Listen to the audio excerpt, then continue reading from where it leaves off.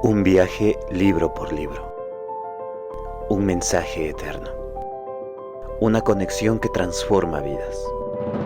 Bienvenidos a Conectados a la Palabra, porque cuando la verdad de Dios se revela, todo cambia. Muy buenas tardes, mis amados hermanos, que el Señor les bendiga grandemente. Qué gusto el poder estar junto con ustedes en este primer programa de Conectados a la Palabra.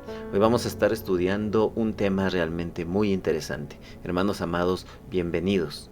No se olviden que estaremos transmitiendo este programa de lunes a viernes a partir de las 5 de la tarde a través de nuestras redes sociales, Facebook, YouTube y Spotify. Para las personas que de pronto quieren irlo escuchando porque están manejando, porque salieron del trabajo, de pronto están haciendo otras actividades, pueden escucharlo a través de Spotify. Hermanos amados, qué gusto, bienvenidos a Conectados a la Palabra. Antes de iniciar con el programa quiero hacerles una pequeña recomendación. Primero que nada, siempre tengan sus Biblias. Vamos a ir estudiando la palabra de Dios, así que por ende necesitamos tener nuestra Biblia en mano.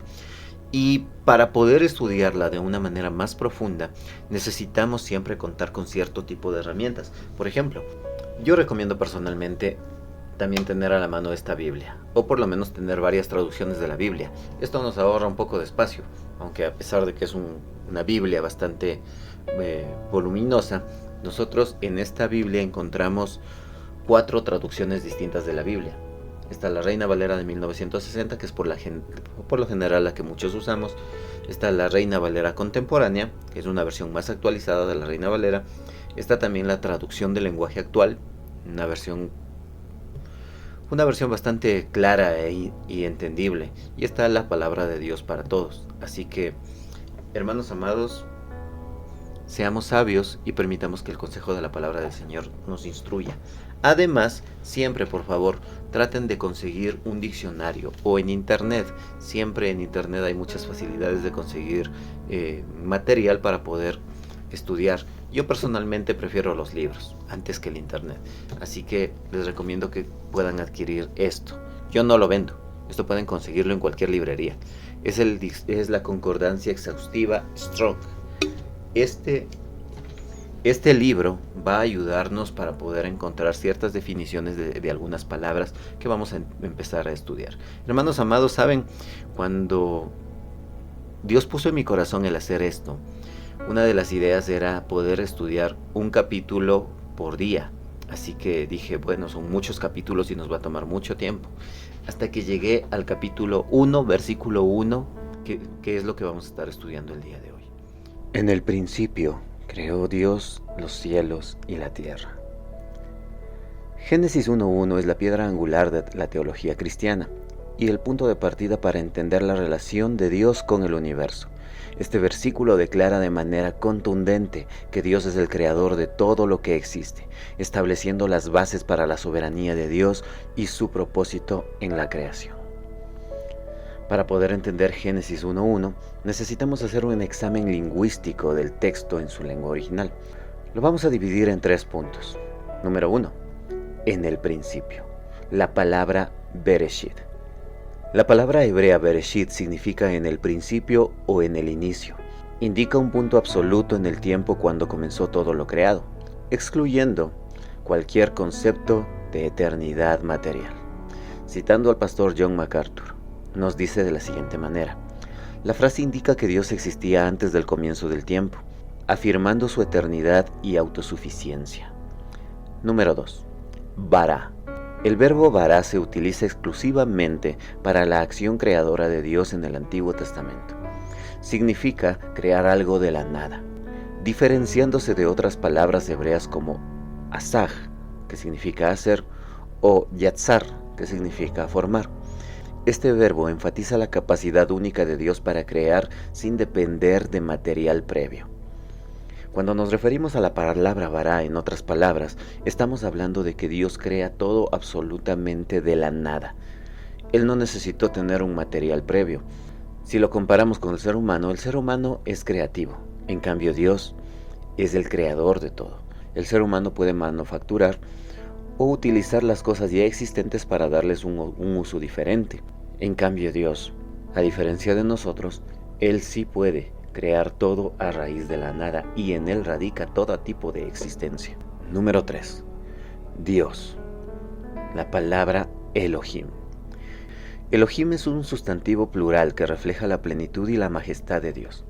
Aunque es plural, se utiliza con verbos singulares, lo que indica la unidad de Dios y al mismo tiempo abre la puerta al concepto de Trinidad. El pastor Sugel Michelén dijo: el uso de Elohim no solo muestra la grandeza de Dios, sino también anticipa la revelación completa de la Trinidad en el Nuevo Testamento. Cuando nosotros vemos que en el principio la palabra de Dios hace referencia a esta palabra Elohim, refiriéndose a Dios como único, pero al mismo tiempo utilizando un término que implica pluralidad, nosotros podemos estar conscientes de la Trinidad de Dios. Número 4. Los cielos y la tierra. Hashamayim Be'ed Haaretz. Hashamayim significa literalmente cielos y Haaretz tierra. Representan un merismo, una figura de lenguaje que incluye todo el universo. Indica que Dios creó todo. Indica que Dios creó no solo el mundo visible, sino también las realidades espirituales y celestiales. Dios no se limita solamente a las cosas como el tiempo o las cosas materiales como nosotros las conocemos. Dios va mucho más allá. Implicaciones teológicas. La eternidad y autosuficiencia de Dios. Antes de Bereshit, o sea, antes del principio, no había tiempo, materia ni espacio, solamente existía Dios en su eternidad. Salmos 92 dice: antes que naciesen los montes y formases la tierra y el mundo, desde el siglo y hasta el siglo, tú eres Dios. El pastor Miguel Núñez dice: el hecho de que Dios creó de la nada muestra su autosuficiencia y su independencia de la creación. Él no necesita nada fuera de sí mismo. Es al contrario, cuando nosotros hablamos de que Dios creó todo, tenemos que estar conscientes de que no es Dios dependiendo de la creación, sino la creación dependiendo de Dios. Número 2. La soberanía de Dios sobre la creación. Al crear todo, Dios establece su dominio sobre el universo. Él es el Todopoderoso, el que está por encima de cualquier cosa. No hay nada que pueda subsistir fuera de Él. Colosenses capítulo 1, versículo 16 nos dice: porque en Él fueron creadas todas las cosas, las que hay en los cielos y las que hay en la tierra. Número 3. El propósito de la creación. Génesis capítulo 1, versículo 1 no solo habla del origen del universo, sino también del propósito de reflejar la gloria de Dios. Isaías capítulo 43, versículo 7 dice: a todos los llamados de mi nombre, para gloria mía los he creado.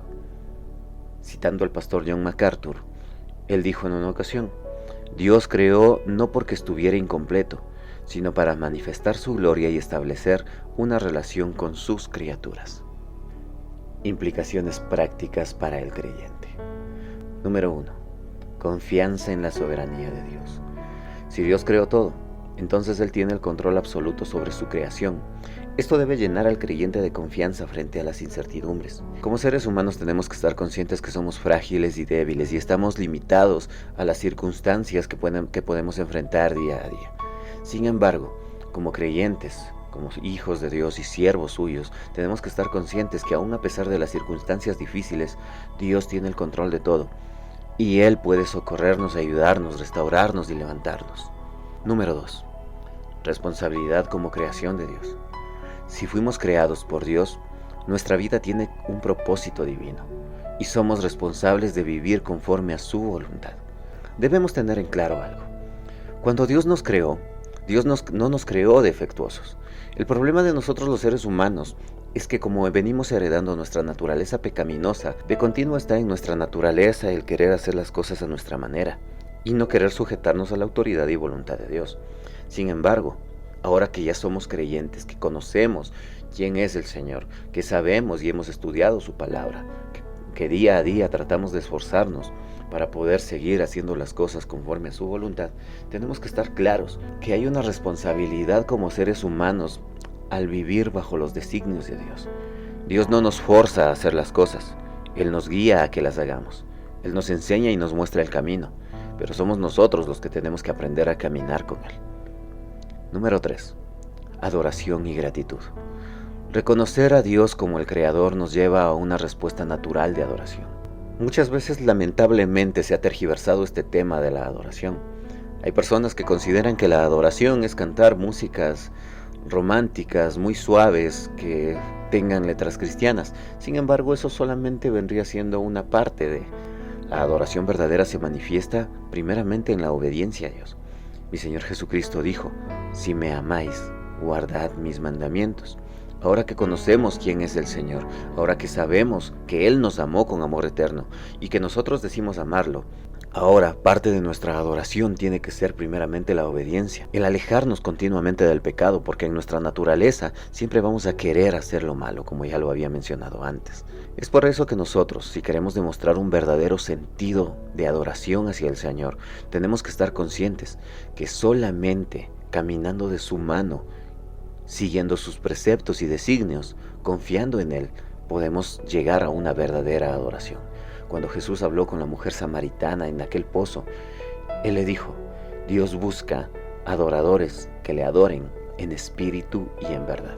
Aunque Génesis 1:1 introduce el acto creador de Dios, también apunta al Evangelio. La creación física es solo el comienzo. Dios también ofrece una nueva creación espiritual a través de Cristo. Segunda de Corintios capítulo 5 versículo 17 nos dice: de modo que si alguno está en Cristo, nueva criatura es. Las cosas viejas pasaron, he aquí todas son hechas nuevas.